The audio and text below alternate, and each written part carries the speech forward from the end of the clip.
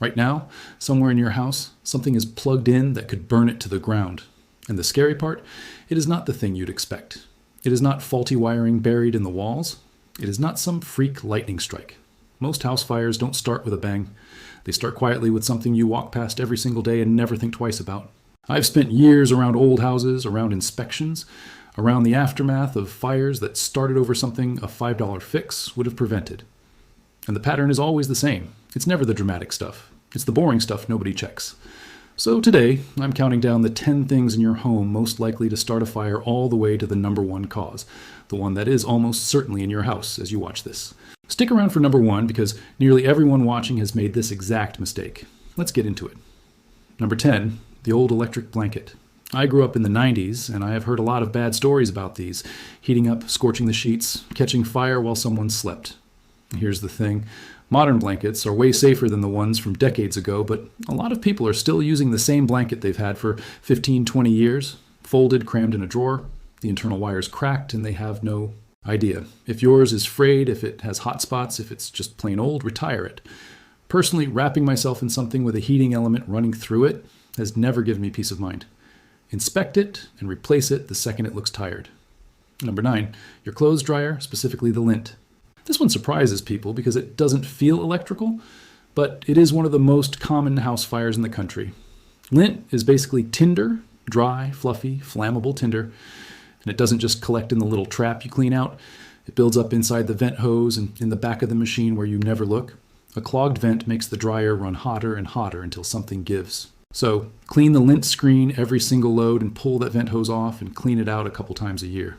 5 minutes. That's the whole fix. Number 8, cheap string lights and seasonal decorations, the bargain bin stuff. The lights you buy for $10, run all season, then stuff in a box and reuse for 5 years. Cheap lights cut corners on the wiring and the insulation. Cracked sockets, brittle cords, and people daisy chain 10 strands together and leave them running all night against a dry tree or a fabric curtain. Buy decent ones. Look for a real safety rating on the box. Don't string a dozen sets end to end and never leave them running while you're asleep or out of the house. It's decoration. It's not worth your home. Number 7, fat space heaters. Now, the heater itself usually isn't evil. The new ones have tip-over sensors and overheat shutoffs. The problem is where people put them and how long they run them. People treat a space heater like a mini furnace. They let it run all day, all night, jammed up against a couch, a curtain, a pile of laundry, a bed skirt. That's a portable heating element sitting inches from something that loves to catch fire. Give it 3 of clear space on every side. Put it on a hard floor, not a rug, and turn it off when you leave the room. A heater doesn't start a fire because it's dangerous. It starts a fire because people forget it's basically an open flame in a plastic box. Number 6, cheap chargers and dollar store cables. This is the modern one, and it is everywhere. The $4 knockoff charger. The mystery cable from the gas station checkout. Real chargers have safety circuits inside that shut things down when they overheat. The counterfeit skip all of that to save a few cents. Then someone leaves when charging a phone under a pillow overnight, and that little brick has nowhere to dump its heat. Buy chargers from the actual brand or a reputable name. Don't charge devices under pillows or buried in blankets. And if a charger ever feels hot enough that you don't want to hold it, that's not normal. Throw it out. Number 5, the overloaded power strip. And this one is so common, a plug in a lot of outlets, that it gets its own full video. I'll link it on screen. Here's the short version. Just because a power strip has 8 slots, threshold determines the level of power that needs to be detected by the control. People plug in a heater, a microwave, a mini fridge all into one $12 strip, and they assume the strip magically adds capacity. It doesn't. The wire in the wall is still the wire in the wall. Power strips are for low-draw electronic, your TV, your lamp, your phone charger. If a strip ever feels warm, smells like hot plastic, or has any discoloration, that is your warning. Unplug it now. Number 4, the loose worn-out outlet. You know the one. You plug something in and it just sags. It won't hold the plug anymore. Most people shrug and live with it for years. A loose outlet means loose connections inside, and loose connections create resistance, and resistance creates heat right there behind your wall where you'll never see it until there's a scorch mark. If a plug falls out on its own, if the outlet is worn, or if you ever see a spark when you plug something in, that outlet is telling you something. There's a whole video on exactly which outlet in your house is the most dangerous. I'll put it on screen because the answer surprises almost everyone. Number 3. As a cord run under rugs and pinned under furniture. This feels harmless. It's tidy. It hides the ugly cord, and it's one of the sneakiest fire starters there is. A cord gives off a little heat when it's working. Run it under a rug and that heat has nowhere to go. It builds. Pin it under a heavy couch leg and you slowly crush the insulation until the wires inside are nearly touching. Never run a cord under a rug or carpet. Never trap one under furniture. If a cord has to cross a walkway, use a proper cord cover made for it. The whole point of hiding it should never be that you also forget it exists. Number 2, daisy chaining. This is when people plug a power strip into another power strip into an extension cord, building a little chain across the room. Every link in that chain adds resistance and adds a weak point, and it lets people pull way more power through that one wall outlet than it was ever designed to handle.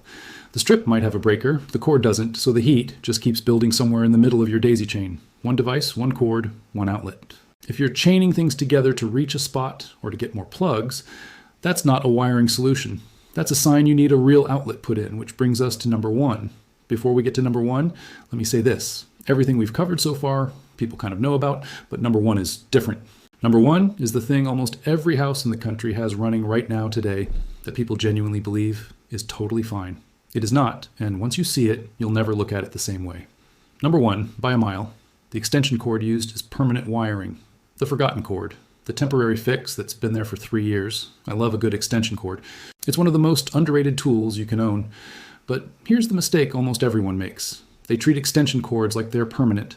They run one from the house out to the shed. They snake a cheap one behind the entertainment center and never touch it again. They plug a space heater into a thin little cord rated for a desk lamp. Extension cords are designed to be temporary. The thin ones are made for small loads for a short time. The moment you run a high-power device through an undersized cord, or you leave one buried and running for years, that cord is heating up the whole length of it under the rug, behind the couch, inside the wall it's stapled to. And the worst part is how invisible it is.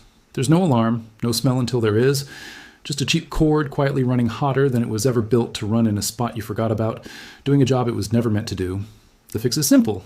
If you've had an extension cord plugged in for more than a few weeks, that's not temporary anymore.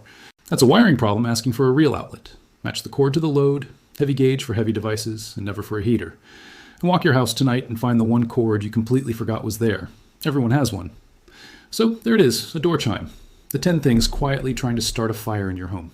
Counting down to that one forgotten extension cord almost all of us are guilty of. None of these are expensive to fix. Most of them take 5 minutes and $0. The hard part is just knowing they're there. If this opened your eyes, even a little, do me a favor and check the one outlet I keep mentioning, the most dangerous one in your house. I made a whole video on it. It's right here on screen, and it genuinely surprises people. Take care of your home, and I'll see you in the next one, when the